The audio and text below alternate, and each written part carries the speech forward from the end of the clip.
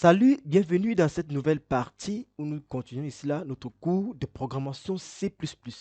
Alors dans cette partie, nous allons ici là faire quoi? Nous allons ici là essayer de voir les concepts ici là et structures du langage C++. Qu'est-ce que nous allons faire notamment? Nous allons essayer de voir comment est-ce que la compilation ici là d'un programme C++ est effectuée, voir quelques exemples de code C++. Et aussi, nous allons essayer de voir un peu la structure d'un programme C++ afin ici là d'aborder ici là de manière aisée les bases du langage. Alors sans plus tarder, nous allons ici là débuter notre formation, notre cours de cette partie en fait. Alors, quel est ici là le but ou alors les objectifs lorsqu'on ici là on veut parler de la structure ou alors des concepts du langage C++. Alors tout d'abord, c'est de situer ici là le positionnement ici là du langage C++ parmi l'ensemble des langages de programmation qui existent. Une autre chose ici là, c'est de faire quoi? De comprendre ici là le fonctionnement et la structure ici là d'un code C++ afin ici là d'identifier et d'utiliser ici là les types et les opérations ici là de base de code ici là du C++. Et en dernière position, l'objectif c'est quoi? De préparer ici là le terrain pour introduire ici là les différentes notions avancées du langage C++, à savoir par exemple ici là la généricité, l'orienté objet et plein d'autres choses en fait. Alors pour commencer, ça sera simple, on va essayer d'introduire un peu de manière ici là simple le C++, comment est-ce que le C++ naît. On va parler ici un peu de la naissance du C++, on va parler cela des concepts de cela et la structure du langage C++. On va essayer d'évoquer un peu les structures ou alors les bases du langage C++, si le temps nous permet dans cette partie. Mais si le temps ne nous permet pas, on va essayer de le faire dans un prochain chapitre en fait. Alors, si on veut parler du C++, parlons d'abord ici là du C. Alors, lorsqu'on parle de C++, dans C++, on a bien C et C++. Donc, on ne peut pas parler du C++ sans ici évoquer ici là le langage C. Et lorsqu'on parle du langage C, on fait référence ici là à ce fameux langage qui a été créé ici là dans les années 1972 par celui qu'on connaît tous ici là, le créateur ici là du système Linux, Dennis Ritchie et Ken Thompson en fait. Alors, dans les années 1972, comme je l'ai dit, on a ici là la conception du langage C qui a été créé ici là pour les besoins du développement du système Unix, comme j'ai mentionné précédemment. Et dans les années 1978, alors, on a alors Brian Kernighan et Dennis Ritchie qui publient là le premier livre en fait qui s'appelle cela The C Programming Language. Alors, si tu veux cela apprendre, par exemple, à, à faire du C, il te conseille d'utiliser ce livre. Il sait qu'il est parfois ici gratuit sur Internet. The C Programming Language, la meilleure référence ici en ce qui concerne le langage C. Donc, si tu ne connais pas encore le langage C, il te propose d'aller lire ce livre. Il est très intéressant. Il montre de manière facile l'apprentissage ici là du langage C. Alors, une fois qu'ils ont réussi à publier leur livre qui montre cela, comment aussi on apprend le langage C, comment est-ce que le langage C fonctionne. Dans les années 80, nous avons cela le langage C qui se popularise en fait.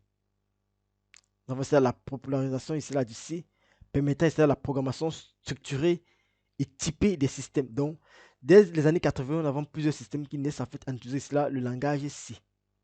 Puis on s'est créé cela Unix, c'était cela un noyau en fait. Entre cela 1983 et 1998, on a cela les premières normes NCC. C'est-à-dire quoi, les normes qu'il faudra essayer de respecter afin d'écrire du code C en fait. Entre 1905, entre 1999, si je ne me trompe pas, et 2011, on a ici là la révision du langage C. On a alors ici le langage C qui est encore plus ici là structuré en fait. Voilà. En 1980, ici là, émerge la programmation orientée objet. Donc on a ici là la naissance ici là du langage C. Et lorsqu'on a créé le langage C++, on disait par exemple que C with classes. Pour dire cela, le C évolue en fait. Donc on appelait le C++ comme cela un langage C qui a été évolué. Alors le C++ ici, lui, est créé ici là par Bijan Stroustrup. Excusez-moi ici là si je ne prononce pas bien. Alors le C class, c'était la base du langage C++ en fait. C'est plus tard, en fait, vers 1983, qu'il devient cela le C++ en fait.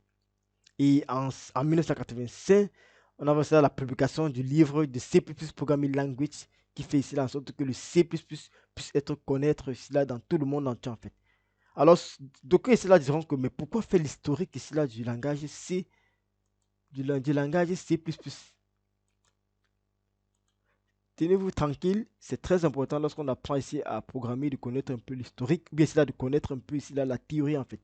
Parce qu'on ne peut pas ici là faire quelque chose sans connaître comment est-ce que cela ici a été inventé, comment il a été créé en fait. C'est intéressant ici là pour la littérature en fait. Alors, une fois que le langage C++ a été popularisé ici là en 1985, on est ici passé ici à ce qu'on appelle la normalisation du langage en fait. Entre 1985 et 1998, nous avons cela les éditions de C++ Programming Language qui vont aussi servir de normes au langage C++ en question. Et dans les années 1998, on assiste ici à la définition de la première norme du C++. C'est-à-dire qu'on a la norme ISO C++ 98. Alors cette norme ici là a augmenté jusqu'à de nos jours, nous sommes ici à la norme ISO C++ 20. Donc on est quitté de ISO C++ 98 à ISO, à la troisième et actuelle, à la version C++ 11 par exemple, qui est sortie en 2011. Donc en 2011, la version était une version révisée en fait de l'ISO 98, était ISO ici là C++ 11. Et de nos jours, en 2022, nous sommes ici à la version ici là C++ 20 par exemple. Donc c'est un peu ça l'évolution ici là du langage C++. Alors, comment ici se positionne le C par rapport au langage C++?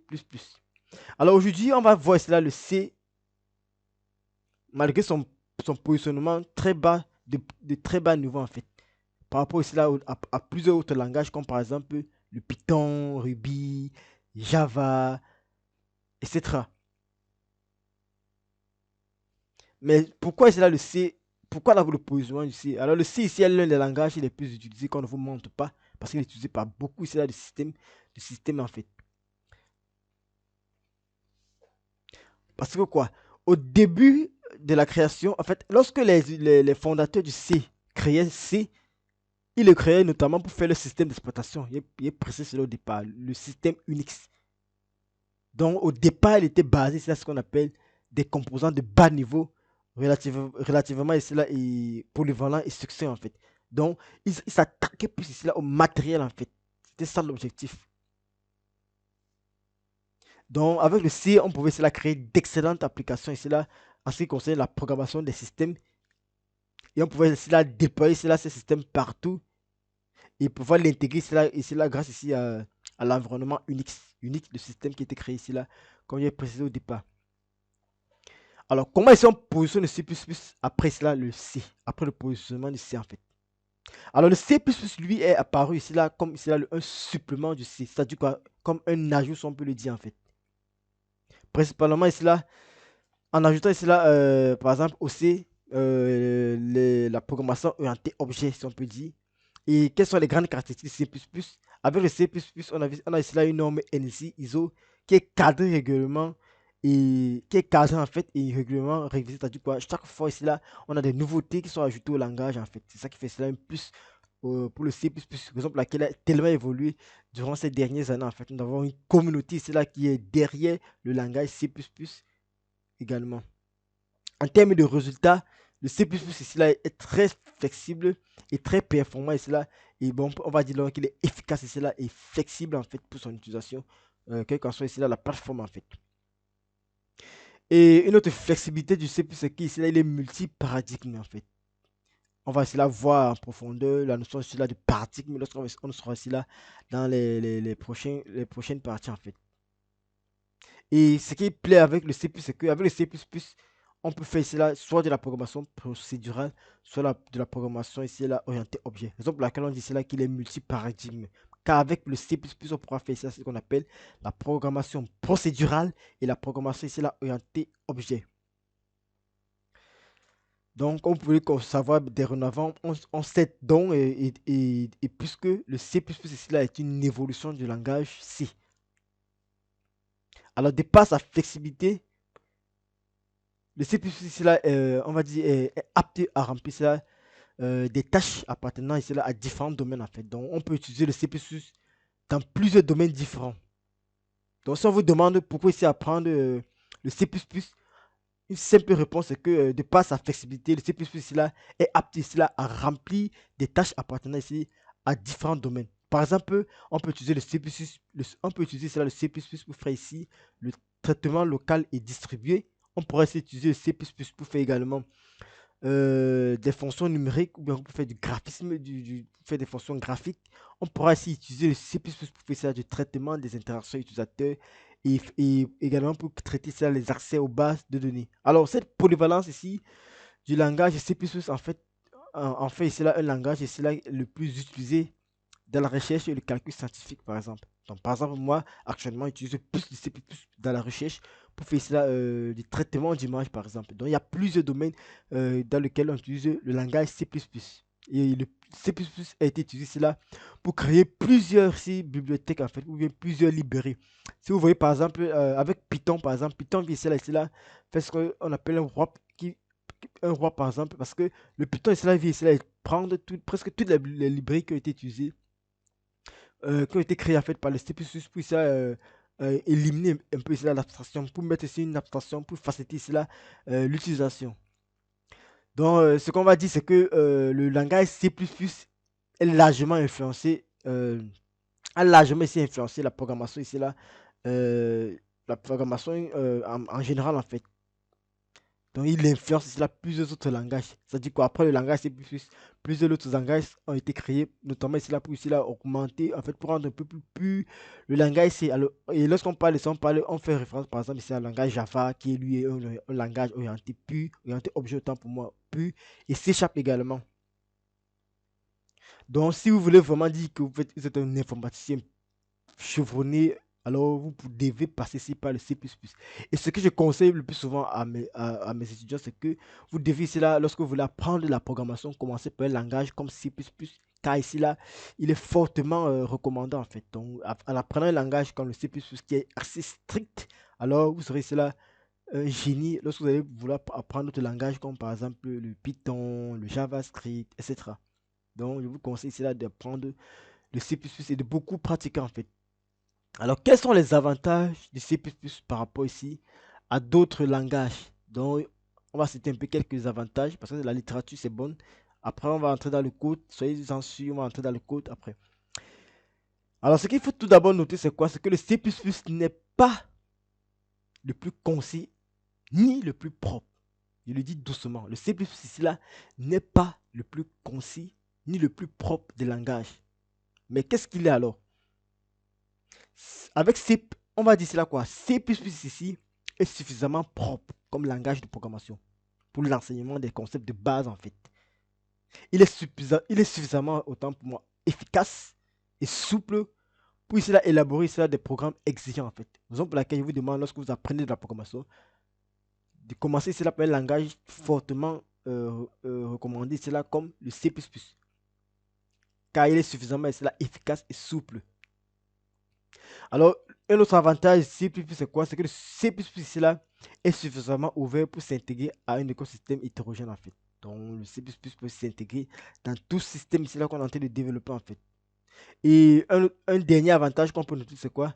C'est que le C++ est suffisamment complet pour l'enseignement et l'usage ici là des techniques de programmation avancées. À tout ce qui concerne ici là la programmation avancée, les techniques de programmation avancées, comme par exemple ici là la généricité, et j'en passe, le C++ se positionne ici là comme l'un des meilleurs langages en fait, dans ce sens-là.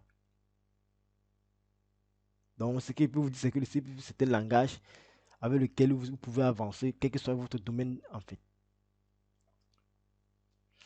Bon, étant donné qu'on a ici là essayé un peu d'introduire le C++, on va là maintenant voir un peu ce que c'est que le C++ et comment est-ce que un programme C++ ici là est structuré.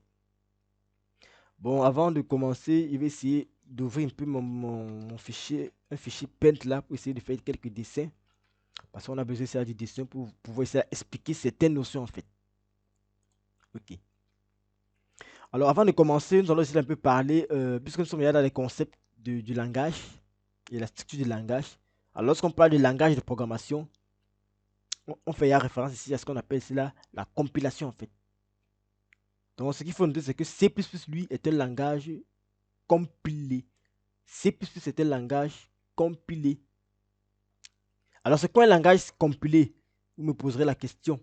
Alors, on va découvrir ça tout de suite. Alors, le C++, c'est quoi? C'est un langage compilé. C'est-à-dire quoi? Lorsqu'on écrit notre code, en fait, dans un éditeur, les fichiers d'origine, c'est là que nous avons écrit, doivent être cela transformés pour générer cela des fichiers compréhensibles par notre machine, en fait. Donc, ce qu'on fait, c'est quoi? Lorsque nous écrivons notre code, le code que nous écrivons, cela est compréhensible par nous, en fait, par l'homme. Mais pour que la machine puisse comprendre notre code, il faudrait cela qu'on ait une transformation, en fait. Donc, les fichiers là doivent être transformés cela, pour générer cela des fichiers compréhensibles par une machine, en fait. À la différence, c'est là, par exemple, du langage compilé, on a ce qu'on appelle ça le langage interprété. Et parmi les langages interprétés, on a quoi? On a par exemple Python, on a par exemple MATLAB, on a le langage R, qui sont les langages, c'est-à-dire quoi, interprétés autant pour moi, qui sont directement lisibles, c'est parce qu'on appelle un interpréteur en fait. Par exemple, on va dire le langage HTML est un langage interprété parce que là, on n'a pas besoin de compiler le programme, juste on a besoin d'un interpréteur autant pour moi, excusez. Donc, par exemple, si je prends l'exemple du langage HTML, c'est que tout le monde sait c'est que le langage HTML, qui est le langage de base du web. Avec le HTML, on écrit juste un code dans notre éditeur et on a besoin d'un interpréteur ici là pour pouvoir interpréter le code. Vous voyez, le navigateur nous sert d'interpréter lorsque nous sommes dans le langage HTML. C'est-à-dire qu'on va écrire un code là, par exemple, qui permet d'afficher une image. Lorsqu'on va ouvrir notre fichier avec le navigateur va interpréter en fait ce qu'on voulait afficher et afficher notre image. C'est ça l'interprétation en fait. Or, le C++, lui, c'est un langage compilé. Lorsqu'on écrit notre code en fait, dans notre fichier source, alors les fichiers que nous avons écrits doivent essayer d'être transformés pour générer des fichiers qui seront compréhensibles par la machine plus tard en fait. Et comme autre langage compilé, on peut citer par exemple le Java. Bon, le Java, lui, il est semi-compilé et semi-interprété en fait.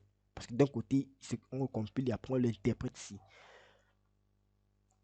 Il dit quoi? Alors d'un côté, qu'est-ce qu'on a par exemple? D'un côté, il veut prendre le crayon.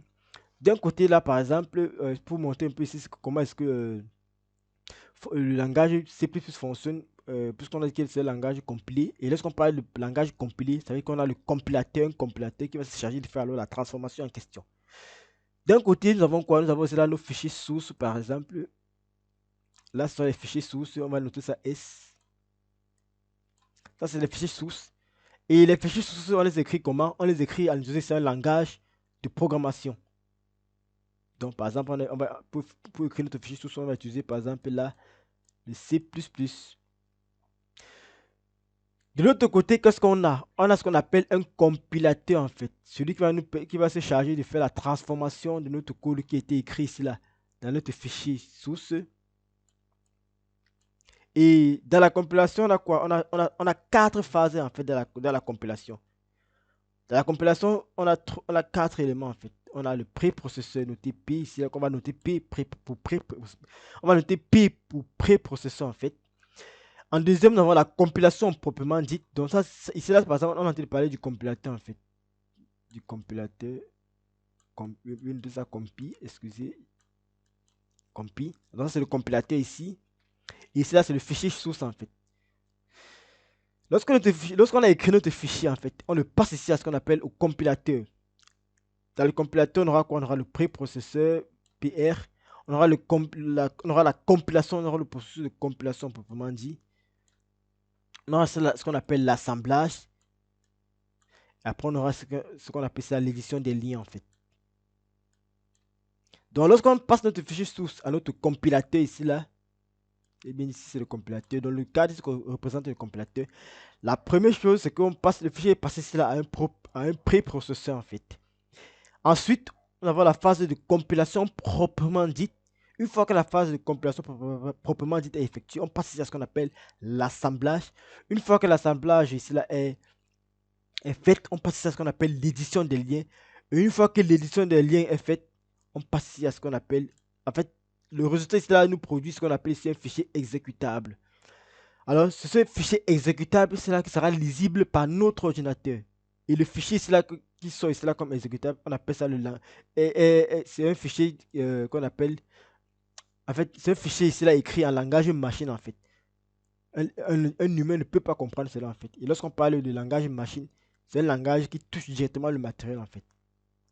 Pour ceux qui ont fait cela qui ont fait informatique à l'université, savent de quoi je parle lorsqu'on parle de langage machine. Lorsqu'on parle de langage machine, ici on va manipuler ce qu'on appelle cela des registres. On manipule directement le matériel de l'ordinateur. On manipule proprement dit la mémoire en fait. Donc c'est un peu ça en ce qui concerne ça, la phase pour avoir cela, un programme cela exécutable par notre ordinateur, par notre ordinateur en fait. Bon, excusez un peu pour les titulations. Maintenant, une fois que j'ai essayé de vous expliquer ça de manière grosso modo, essayons de voir maintenant comment est-ce que ici là, quel est le rôle principal vraiment de notre compilateur ici. Donc ça, ici, nous sommes en face à notre c'est le compilateur en fait. Alors ce qu'il faut noter, c'est que le compilateur est un programme d'abord, ou alors une chaîne d'outils. Parce que là, par exemple, ici, j'ai dit qu'ici, on avait imprimé lui ici là, le préprocesseur, la compilation, l'assemblage, l'édition des liens. Donc on va dire cela que le compilateur est un programme ou alors encore une chaîne d'outils. Parce qu'il a plusieurs éléments à l'intérieur. On peut dire cela qu'il a encore une chaîne d'outils qui a pour charge de faire quoi? Il y a principalement ici là de vérifier par exemple la syntaxe du fichier source. J'ai dit tout à l'heure, voici notre fichier source par exemple, qui est écrit en langage C++. En langage C++, on a ce qu'on appelle cela des syntaxes. Comment est-ce qu'on écrit notre code en fait? Donc la première phase du compilateur, c'est de vérifier si on a respecté ce qu'on appelle cela la syntaxe du langage en fait. Quand on parle ici de syntaxe du langage, on peut prendre comme exemple ici le langage français en fait. Lorsqu'on parle en français, on dit ceci. Une phrase commence par une lettre majuscule et se termine par un point. Dans une phrase, on a ce qu'on appelle le sujet, le verbe et le complément. Ça, c'est ce qu'on appelle la syntaxe d'une phrase en fait. Donc, le compilateur, si nous sommes dans le cas du langage C++, lui va se charger de voir est-ce que nous avons cela respecté la syntaxe du langage. La syntaxe du langage, c'est quoi? Est-ce qu'on écrit vraiment les instructions comme cela se doit en fait? Donc, par exemple, au langage français que j'ai pris tout à l'heure. Alors, si par exemple, on n'a pas respecté la syntaxe du langage, alors le compilateur va deuxièmement se charger de faire quoi? De générer ce qu'on appelle des erreurs qui seront cela compréhensibles par l'utilisateur. Donc, le compilateur, comme deuxième charge, fait quoi? Il génère des erreurs lorsque l'utilisateur cela n'a pas respecté la syntaxe. Et les erreurs que le compilateur génère ici là doivent être cela compréhensibles et cela par l'utilisateur en fait qui est en train de coder en fait, qui est en train de programmer en effet. Alors une autre charge cela, du compilateur, c'est de faire quoi? C'est d'optimiser cela, toute partie de notre code selon cela, les paramètres de l'utilisateur en fait. Donc, il doit optimiser cela le code en fait. Permettre à ce que le code soit optimisé. Nous allons entrer en profondeur lorsqu'on sera là dans la suite de cette formation ici. Alors, une autre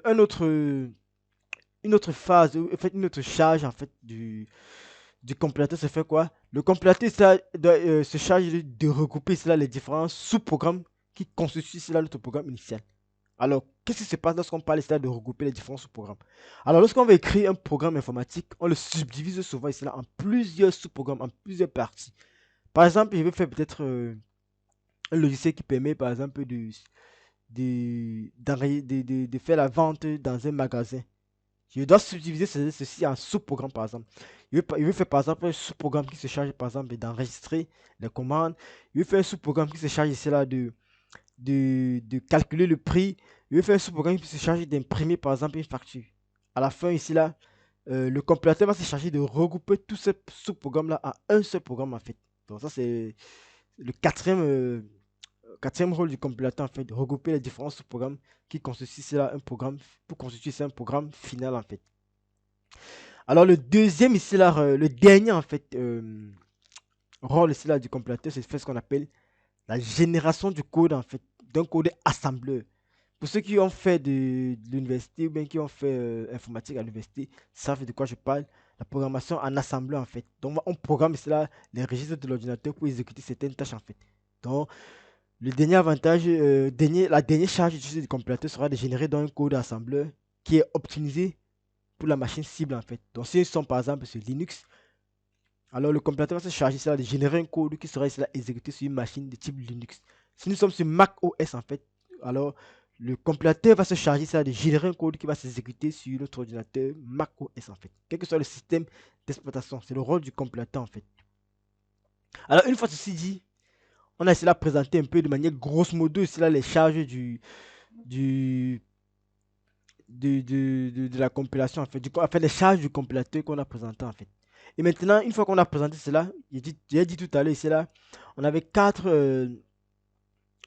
étapes dans le compilateur. Donc là, j'ai dit cela, là c'est notre compilateur. Il a quatre étapes. La première étape c'était quoi? On avait l'étape de pré-processeur, on a l'étape de compilation, on a l'étape d'assemblage et on a l'étape ici là d'édition des liens. Donc s'il faut écrire par exemple là, donc la première étape ici là c'est quoi? On va dire là qu'on a fait, on fait l'étape de pré-processeur. Je ne sais pas si c'est lisible, on va essayer de faire avec. Donc ici là c'est l'étape, on a le pré-processeur avec R. Après l'étape de pré-processeur, qu'est-ce qu'on a? On a l'étape de compilation proprement dit. Après l'étape de compilation, qu'est-ce qu'on a? On a ici là l'assemblage. J'ai décrit ça tout à l'heure. Après la compilation, on a ce qu'on appelle ici là l'assemblage. Après l'assemblage, qu'est-ce qu'on a? On a ici là l'édition des liens. Alors on va essayer d'un peu d'expliquer à quoi sert chaque étape du processus de compilation d'un programme C++. Notez bien que nous sommes tous ici là, dans les concepts là, qui permettent d'utiliser le langage C++. Alors, dans l'étape de la compilation, le dernier, la dernière étape autant pour moi, c'est l'édition des liens en fait. Ok. Donc voilà de manière grosso modo les quatre principales étapes de la compilation en fait. Alors, à l'étape de pré-processeur, qu'est-ce qui se passe réellement, concrètement, qu'est-ce qui se passe? Tout à l'heure, j'ai dit ceci. Au départ, nous avons un éditeur. Si vous avez regardé la première vidéo, je vous ai montré comment cela pouvait télécharger un éditeur en fait. Donc, nous avons un éditeur dans lequel on va écrire un code en fait. Ne vous inquiétez pas si vous ne comprenez pas ce code. On va voir ça en profondeur lorsqu'on sera ici dans un TP. Donc, au départ, nous avons ici là un fichier qui contient notre code source en fait. Là, par exemple, on est dans un fichier dans un fichier qui permet. En fait, nous sommes dans un programme, par exemple, qui permet de gérer une ferme connectée, en fait, dans l'Internet des objets. Et on se charge là, par exemple, d'afficher quelque chose à l'écran. Donc là, on a écrit notre code source, en fait. Qu'est-ce qui se passe pour que ce code source puisse être affiché, en fait, qu'est-ce qui se passe pour que ce code source puisse être ici là, affiché à l'écran, en fait, puisse être exécuté par notre ordinateur. Puisque lorsqu'on va finir d'écrire notre code source, on va faire ce qu'on appelle la compilation. Alors, c'est ce processus de compilation là que je m'en vais vous expliquer. La compilation, comme j'ai dit tantôt, se fait ici là à quatre principales étapes. Premièrement, nous avons l'étape pré-processeur. Nous avons écrit notre fichier source. À quoi va servir l'étape de pré-processeur en fait? Nous sommes passés à l'étape de pré-processeur. Alors, à l'étape de processeur, on a ici ce qu'on appelle le nettoyage. Le préprocesseur va se charger de faire le nettoyage de notre code ici là, en interprétant ici les fichiers sources selon les directives propres. C'est-à-dire qu'il va identifier ce qu'on appelle ici les symboles. Si on vient par exemple ici là dans notre code, le préprocesseur va se charger par exemple d'identifier ce qu'on appelle les symboles. Là par exemple, on a le dièse ici là qui est un symbole du langage C++.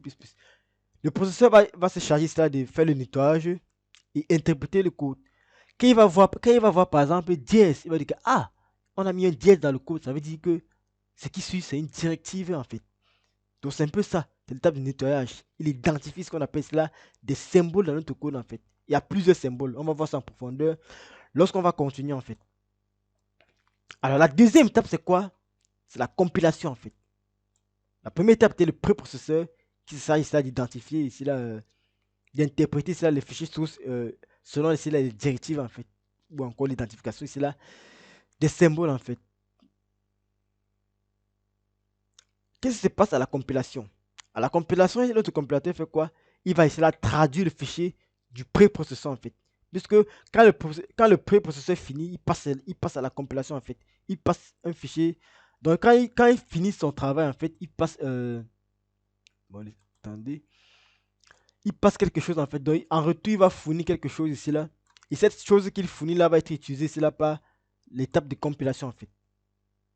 L'étape de compilation fait quoi? Il traduit ça le fichier que le préprocesseur ici a envoyé en assemblant en fait. Donc ça dit quoi? Une suite ici, là, d'instructions ici, là, qui sera exécutée ici, là, par notre processeur en fait. Alors la troisième étape, c'est ce qu'on appelle cela l'assemblage. Donc nous sommes ici à la troisième étape qui est l'assemblage. L'assemblage fait quoi? Il prend le code assembleur qui a été généré ici après la compilation. Donc la compilation quand elle finit, ça génère ici, là, un fichier ici, là, assembleur en fait. Alors, et l'assemblage, qu'est-ce qu'il fait? Il prend le code assembleur ici là qui a été fourni par la compilation et le transforme ici en binaire en fait. Vous savez que l'ordinateur ici là lui comprend uniquement le binaire. Donc il transforme ce code là en binaire et ce code binaire ici là va donc être ici là compréhensible ici là par notre ordinateur, quelle que soit ici là l'architecture qu'on utilise. C'est-à-dire quoi? Quand il parle d'architecture, il fait référence par exemple ici à Windows, à Linux, à macOS. Ça ce sont des architectures en fait. Alors la dernière étape, c'est ce qu'on appelle cela l'édition des liens. La dernière étape de la compilation. À l'édition des liens, c'est quoi? On aura ici un recoupage des différents fragments du programme, comme j'ai expliqué tout à l'heure. Donc on aura par exemple on aura plusieurs fichiers sources qui seront créés. On aura par exemple des librairies externes qui seront ici là mises ensemble pour produire ici par exemple le fichier exécutable, le fichier qui sera exécuté au final en fait. Donc ça c'est expliqué ici là de manière grosso modo ici là ce que c'est que la compilation. Alors si vous n'avez pas compris, n'hésitez pas à poser des questions ici là dans les commentaires ou bien n'hésitez pas ici là à rejoindre ici là notre groupe Telegram développeur informatique qui dans le groupe dans lequel vous pourrez ici là poser toutes vos questions. On a une large communauté dans laquelle ici là on va essayer ici là d'interagir en fait. Donc n'hésitez pas d'abord à vous abonner à la chaîne d'abord, à vous à à vous inscrire, à vous abonner à la chaîne d'abord, à, à rejoindre notre groupe Telegram qui est gratuit et poser toutes vos questions en fait. Bon, une fois qu'on a essayé d'expliquer, je vais dire comme ça, une fois qu'on a expliqué tout, on a expliqué cela, la compilation, on va cela passer maintenant aux choses sérieuses en fait. Alors, quels sont les types de fichiers traités par le langage C++? Alors, nous sommes en train de parler d'un langage C++, du langage C++. Et premièrement, il vous a dit que le C++ est un langage, c'est un langage de type compilé en fait, puisqu'on a plusieurs types de langages. Nous avons le langage interprété, nous avons le langage compilé en fait. C++ fait partie des langages compilés. Et je vous ai présenté cela, les étapes de la compilation par exemple. Maintenant, puisque C++ c'est un langage et on écrit un fichier en fait, on a un fichier qui est créé avant et c'est ce fichier là qui sera ici là compilé en fait. Alors, le fichier qui est créé avec C++ a ce qu'on appelle cela ici une extension. En fait, c'est un fichier source en fait. Et en C++, on a cela plusieurs fichiers sources en fait. Le premier fichier source, c'est ce qu'on appelle pour extension par exemple CPP. Voilà, il va agrandir pour que vous puissiez bien voir. Il va augmenter la taille.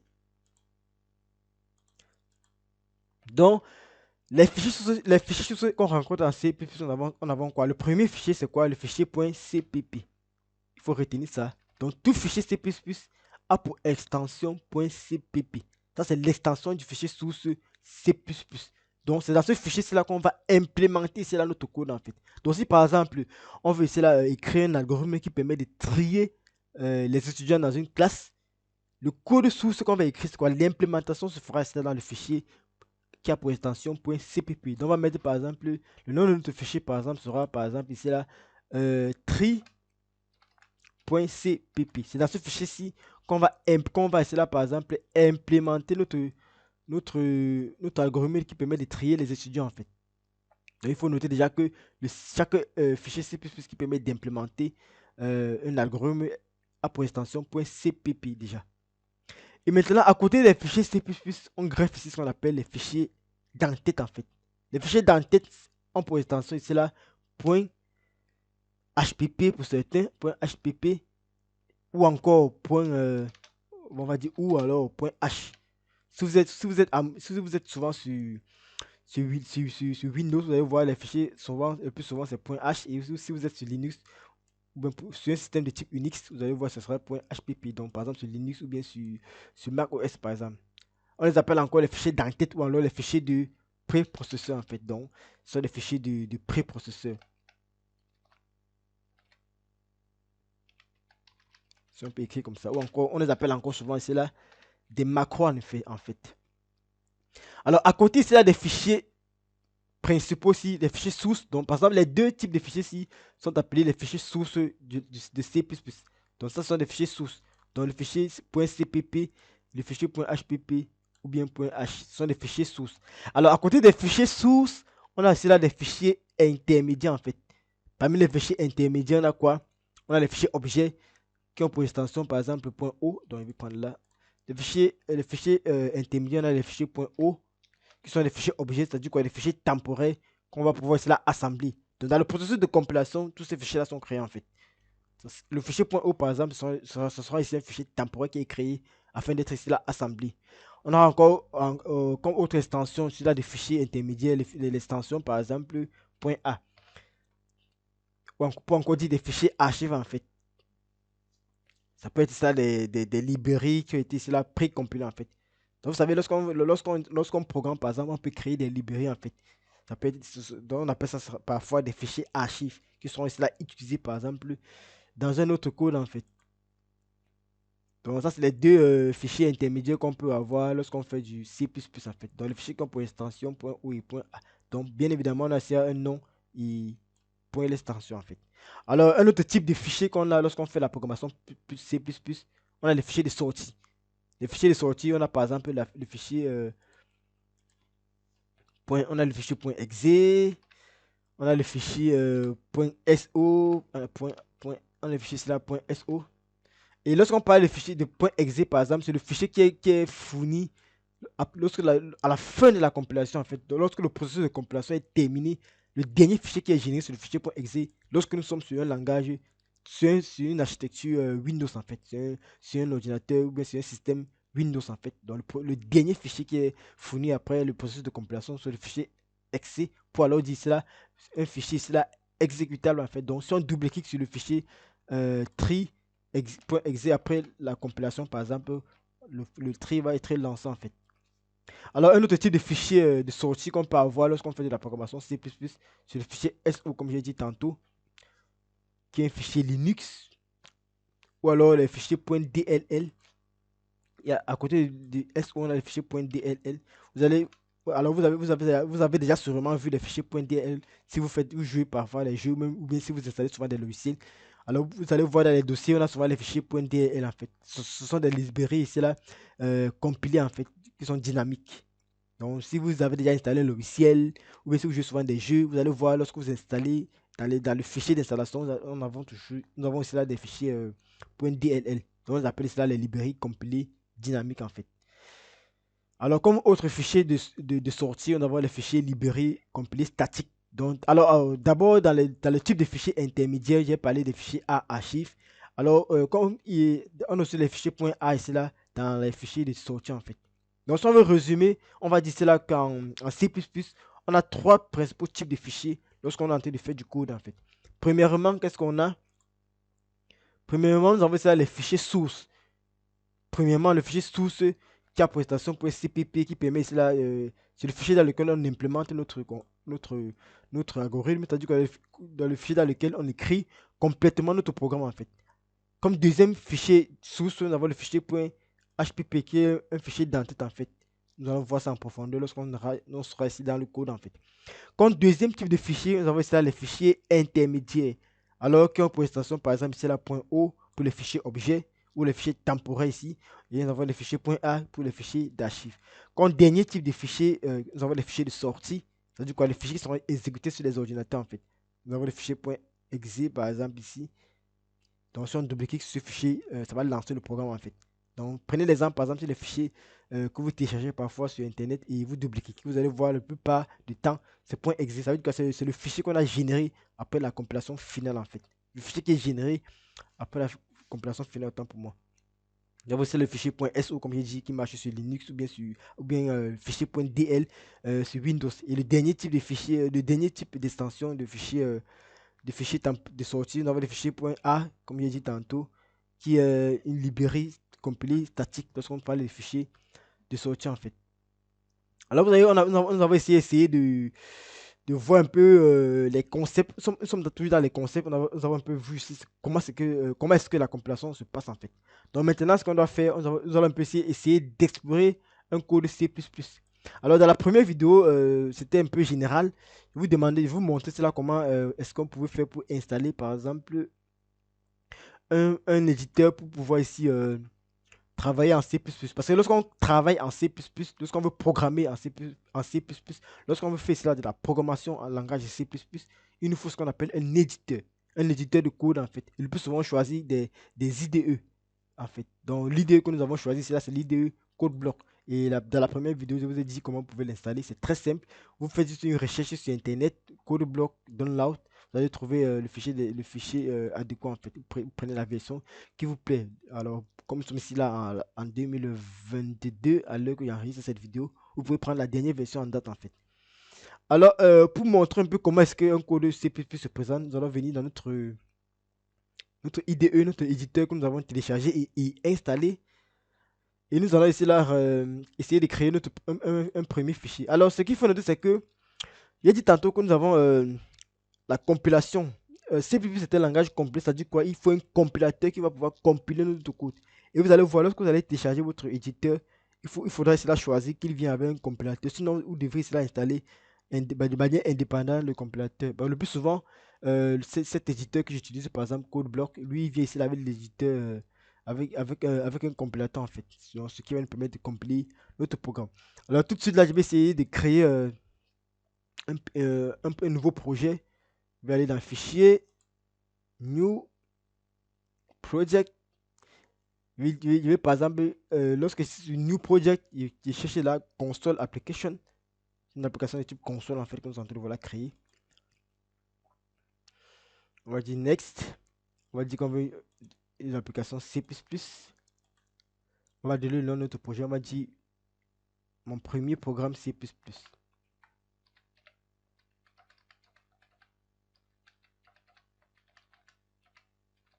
Dans mon premier programme C++, une fois qu'on a donné le nom, on va cliquer sur Next.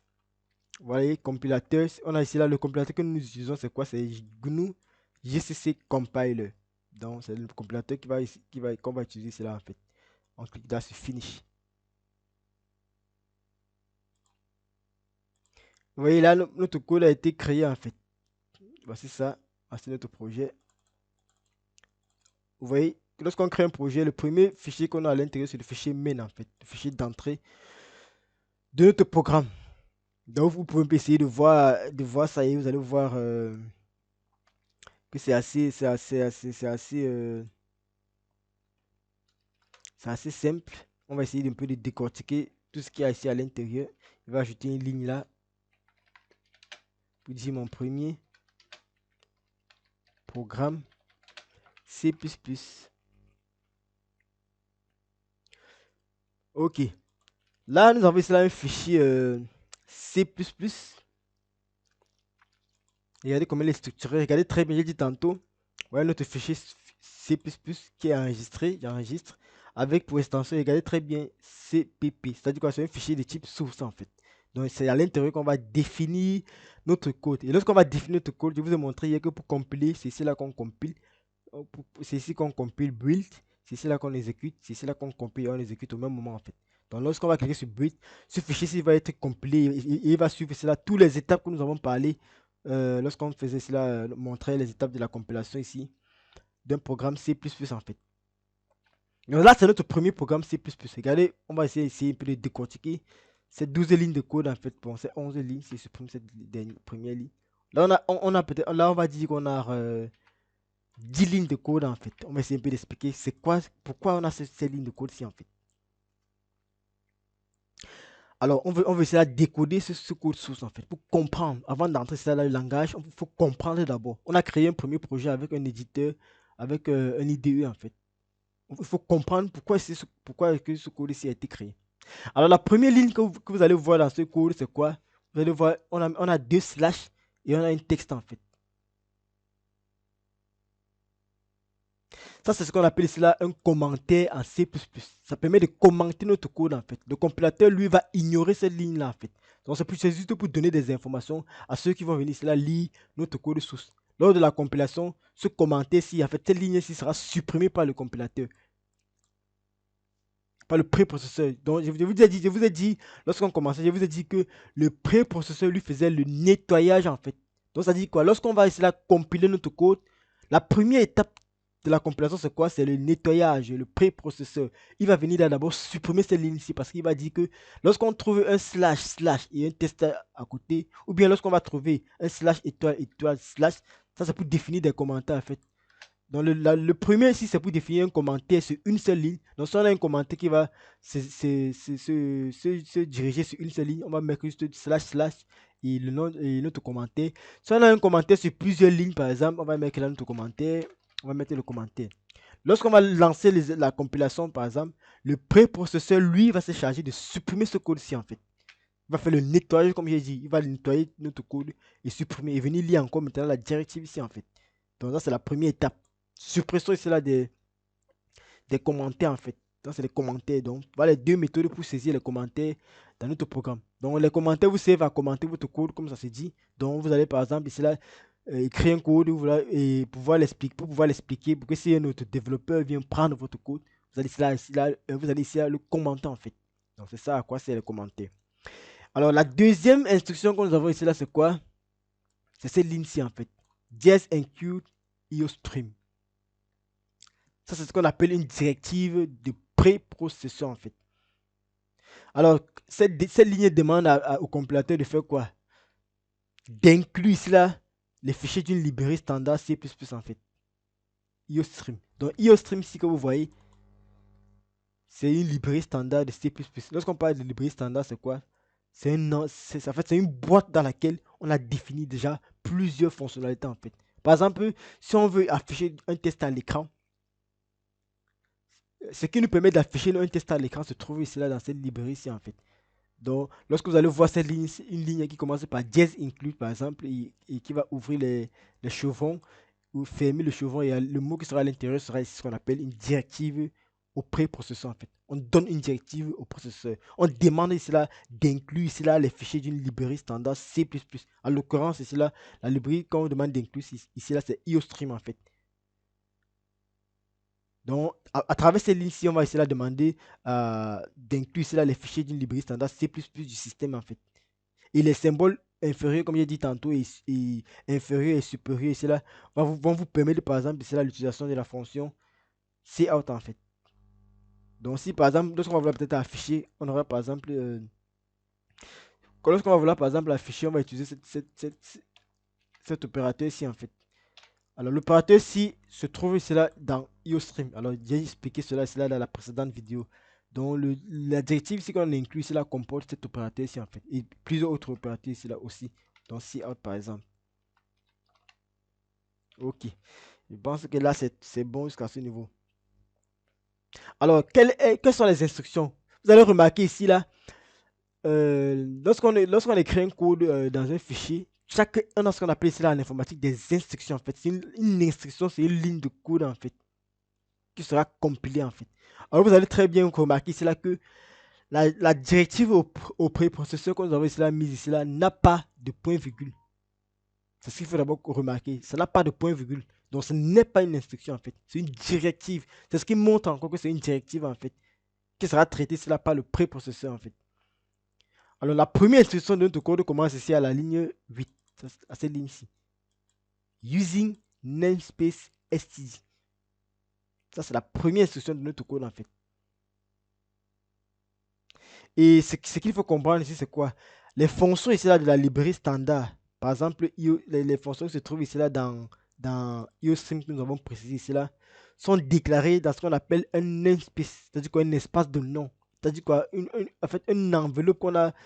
Enfin, on a défini un certain nombre de choses et on les a mis dans une enveloppe. Et qu'on appelle, lorsqu'on prend cette enveloppe-là, on peut retrouver tous ces éléments-là à l'intérieur. C'est ce qu'on appelle là le namespace en fait. Il comporte un ensemble de choses en fait. Et lorsqu'on écrit la ligne de code using namespace std, on demande à avoir accès aux éléments qui sont ici là dans le namespace std en fait. Donc c'est un peu ça. Alors plus bas, vous allez voir ici à partir de la ligne 10, on a ce qu'on appelle int ment. Int ment c'est quoi? À travers cela, ce code ici, int ment, ce que j'enlève, ce qui est à l'intérieur, si on ne tient pas compte de ce qui est à l'intérieur, int ment permet de faire quoi? De déclarer ce qu'on appelle une fonction nommée ment. Nous allons voir ce que c'est qu'une fonction dans la suite. Comprenez tout de suite que dans ce code-ci, on est en train de déclarer une fonction appelée ment qui va retourner ce qu'on appelle ici là un entier. Raison pour laquelle plus bas, vous voyez ici là, on retourne ici là un entier en fait. En déclarant cette fonction main, nommée main, on appelle ça une fonction main qui n'a pas ici là d'argument en fait. C'est-à-dire quoi? Qui n'a rien entre les parenthèses. Donc, fonction sans argument, on n'a rien ici là entre les parenthèses en fait. Et qui retourne ici là un entier comme j'ai dit tantôt. Et alors, dans cette fonction, par exemple, on a cela ce qu'on appelle des instructions. Une instruction est toujours, se termine toujours par un point virgule en C++. Donc, dès qu'on a une instruction en C++, elle va toujours se terminer cela par un point virgule en fait. Donc, c'est ce qu'il faut comprendre. Et autre chose qu'on peut noter, c'est quoi? On a deux lignes, alors on a deux instructions dans notre fonction main en fait. Donc on a défini la fonction main, on ouvre les accolades, on le ferme. Ça c'est la définition de la fonction principale, c'est la fonction d'entrée d'un programme C++ en fait. Tout code qu'on va écrire va s'exécuter dans cette fonction principalement en fait. Et dans cette fonction, dans ce qu'on est en train de voir tout de suite là, on a dit là qu'on a on a deux instructions en fait. La première instruction c'est quoi? C'est un cout en fait. Et chaque instruction ici là se termine par un point virgule. La première instruction cout cout hello world line et on termine toujours par un point virgule. Après on a return qui se termine aussi par un point virgule. Alors cout c'est quoi? Cout c'est un opérateur qui se trouve ici là dans IOStream qui va vous permettre d'afficher une chaîne de caractères à l'écran en fait. Et nline ici permet de faire un retour à la ligne. Donc à chaque fois qu'on voudrait ici là afficher un texte à l'écran, on va utiliser ici là cout, utiliser l'opérateur ici là de flux, on va voir ça en profondeur tout à l'heure. Ça c'est par exemple ici là pour faire une sortie à l'écran et on va mettre là une chaîne de caractères qui est entourée ici là par les doubles côtes et on va mettre là ici là nline pour dire qu'on part à la ligne après avoir affiché ce texte-ci. Donc c'est un peu ça que je voulais expliquer à travers ce petit fichier source en fait. Donc lorsqu'on va mettre là, après cette instruction-ci, lorsqu'on fait return 0, ça veut dire quoi? Lorsqu'on va retourner 0 là, on va quitter notre programme en fait. Donc c'est un peu, c'est un peu, c'est un peu ce que je voulais expliquer en fait. Alors si on veut encore expliquer un autre code, par exemple, je vais juste écrire un code là, vous n'êtes pas obligé de comprendre. On va voir ça un peu en profondeur lorsqu'on sera en train d'expliquer les notions de base. Je vais juste mettre un code là pour vous expliquer autre chose. Je peux mettre la define. Bon, pour ceux qui ne connaissent pas, define permet de définir ici là une variable, une constante en fait, une fois. Bon, le plus souvent, on demande d'écrire des constantes en majuscule. Si vous vous rappelez bien, il dit que lorsqu'on voit dièse, ça veut dire qu'on a une directive en fait, on veut définir une directive au préprocesseur. Donc, ce n'est pas une instruction en fait du langage. Donc, on part juste à la ligne. On a défini notre directive au préprocesseur pour dire quoi? Définissez-moi une variable de type, une variable qui va, en fait, une constante qui va contenir le nombre 5. C'est une directive en fait quand nous sommes en train de donner. Donc, ce n'est pas une instruction, donc il n'y a pas de point virgule. Ensuite, on peut faire encore une autre directive au préprocesseur pour dire quoi? Dièse include. On peut faire un dièse include. On va copier ça pour gagner un temps. on peut dire quoi? On va inclure cela la bibliothèque qui permet cela de faire les mathématiques en fait, qui comporte cela toutes les fonctions mathématiques qu'on voudrait cela utiliser. On va voir ça en profondeur lorsque nous serons en train de toucher aussi là aux bases concrètes du langage C++. Alors le processeur ici là fait quoi? Il va remplacer ici là automatiquement ici là les occurrences de la constante n fois par le nombre 5 dans notre programme. Donc, à chaque fois dans notre programme, lorsqu'il va rencontrer cela n fois, il va le remplacer par 5. C'est une directive qu'on donne à notre processeur. Et si vous vous rappelez bien, il dit cela que lors de la compilation, on a ce qu'on appelle l'étape du pré-processeur, où il y a du nettoyage en fait. Lorsqu'il va voir une directive, il va aller remplacer, il va prendre ça, remplacer à chaque endroit où il trouve ce nom en fait. Donc c'est un peu ça à quoi va servir n fois en fait. Donc ça c'est une directive. Donc les trois c'est ce qu'on appelle des directives ici là au pré-processeur en fait. Donc la deuxième directive ici c'est quoi? On a dit ça de vouloir charger ici en fait la bibliothèque des fonctions mathématiques comme j'ai dit tantôt.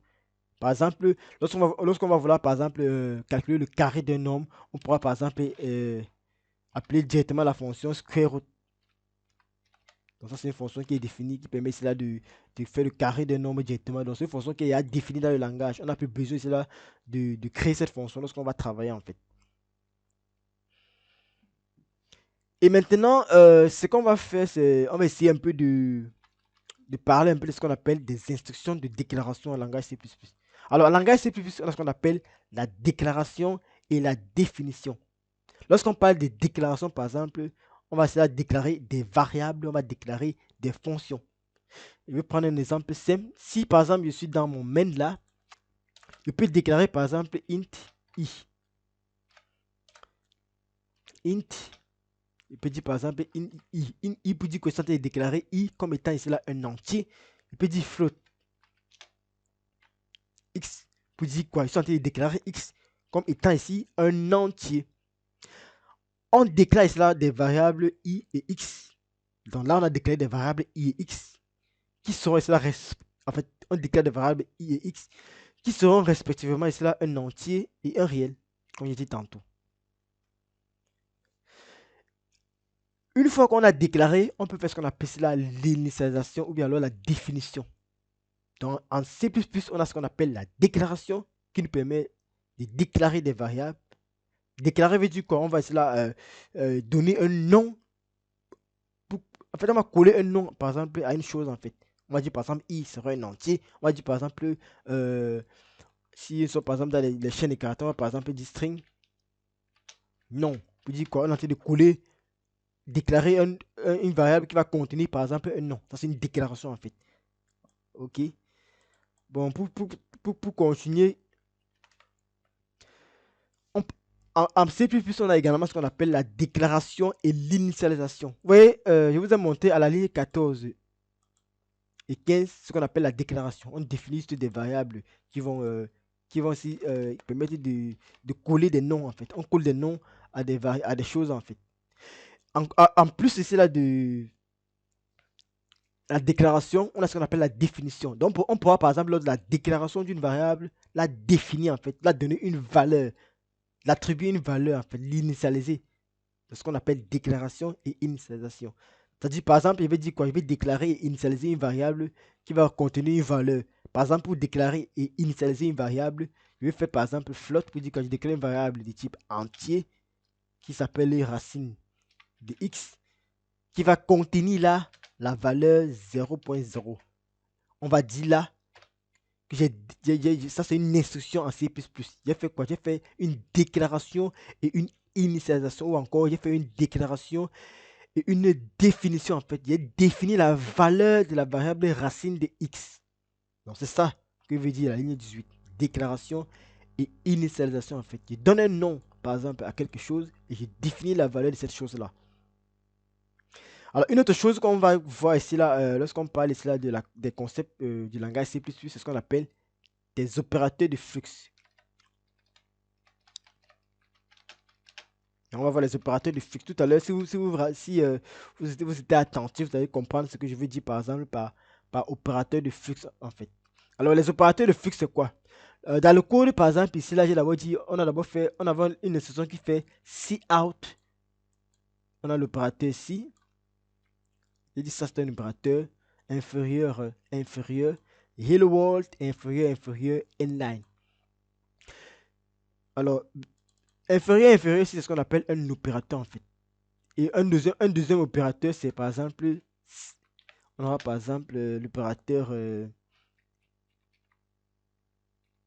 supérieur, supérieur, x. J'espère qu'on se comprend. Donc, on va les deux opérateurs qu'on va étudier, en fait. Alors, ces symboles-ci, en fait, inférieur, inférieur et supérieur ici, sont des opérateurs de flux, en fait. Lorsqu'on parle d'opérateurs de flux, c'est-à-dire quoi? Ils vont agir sur des données qui seront typées, en fait. Ils vont agir, par exemple, sur des entiers, sur des réels, sur des chaînes de caractères. Pour exemple, par exemple, dans la ligne V5, par exemple, on dit cint inférieur, inférieur, yellow word. J'ai dit tantôt que les symboles inférieurs ou supérieurs, supérieurs sont des opérateurs de flux qui agissent là sur des flux typés. C'est-à-dire quoi? Il va agir dans le inférieur, inférieur va agir, par exemple, ici là, dans ce cas, sur Yellow World. Il va dire parce que oui, j'ai l'opérateur, ça veut dire qu'à droite, j'aurai quelque chose. Et cette fois, et à la ligne 26, la chose en question, c'est quoi? On m'a donné une chaîne de caractères. Une chaîne de caractères, c'est un type en fait. On a un variable de type chaîne de caractères.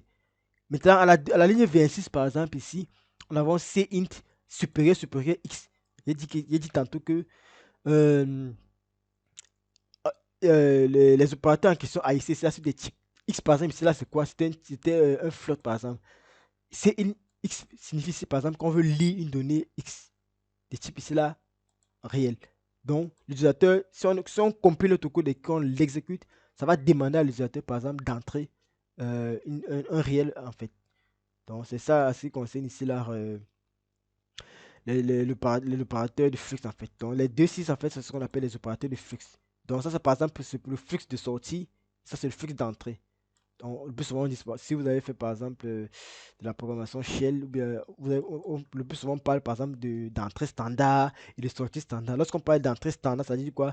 On veut afficher à l'écran. Et lorsqu'on parle de sortie standard, on fait référence à supérieur, supérieur. Ça veut dire qu'on veut entrer une valeur, on veut récupérer une valeur, par exemple, saisie au clavier par l'utilisateur, en fait.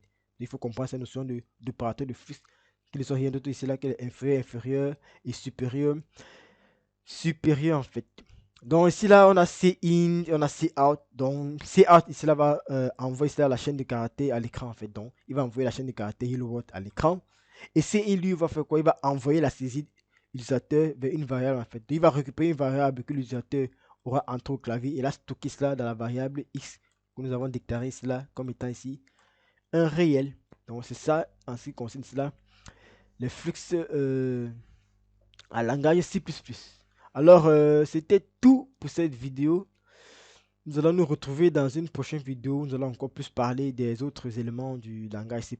Par exemple, on va parler des flux de contrôle, on va parler ici là des composants, on va parler de la structure vraiment de langage. Ne vous inquiétez pas, tout ce que j'expliquais là, on va voir ça pas à pas après. Donc là, c'était juste ici là une introduction générale et une présentation de quelques concepts en fait. Là, nous sommes encore dans la présentation des concepts. Après, nous allons entrer en profondeur dans les bases en fait du langage. Donc, n'hésite pas ici là à t'abonner, à rejoindre notre groupe Telegram pour rester à la pointe, pour ici là toujours être informé de tout ce que nous allons faire par la suite. Alors, c'était tout.